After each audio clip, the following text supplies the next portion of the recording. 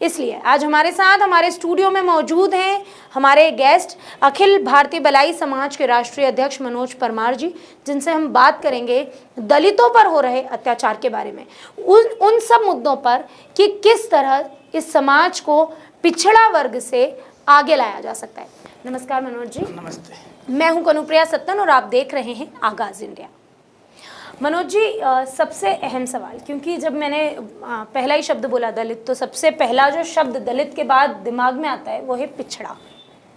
कब तक ये वर्ग ऐसे पिछड़ा रहेगा और कब तक सिर्फ पिछड़ा होने के बारे में ही हम बात करते रहेंगे?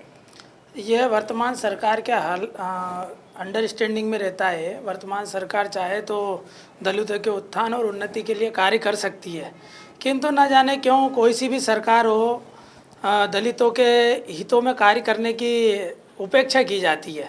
दलितों की सदैव उपेक्षा रही है। अपवाद स्वरूप भले ही एक दो या कुछ दो चार लोग राजनीति में आगे बढ़े हों, किंतु उन्होंने हमेशा अपनी पार्टी का हित सोचा है, ना कि अपने वर्ग का, ना ही अनुसूचित जाति का वर्ग जो है हित सोचा है। तो जैसे आपने कहा कि सरकारें जो हैं, सरकारें दलितों के उत्थान के लिए प्रयास नहीं करती, आप सरकार के साथ साथ समाज से क्या अपेक्षाएं रखते हैं? क्योंकि कहीं ना कहीं समाज का भी एक अहम योगदान होगा आगे बढ़ने के लिए। समाज का बराबर योगदान होता है, सरकार का कम होता है, समाज का ज़्यादा योगदान होता है। सरकार वे सारी नीतियां और सारे सिद्धांतों को लागू करे और उस पर समाज चले। सरकार वैसी जो योजनाएं अनुसूचित जाति वर्ग के लिए बनाई जाती है वो जन जन तक पहुँचे, और वो पहुंचने के बाद उसका लाभ भी उनको मिलना चाहिए। बाकी उन तक लाभ इसलिए नहीं पहुंचता है क्योंकि वो अशिक्षित है, और बीच में जो सरकारी तंत्र है वो कहीं ना कहीं भ्रष्टाचारी के रूप में बैठा हुआ है। इसलिए वो पीड़ित पक्ष तक, वंचित पक्ष तक वो योजनाओं को जाने नहीं देना चाहता या पहुँचने नहीं देना चाहता।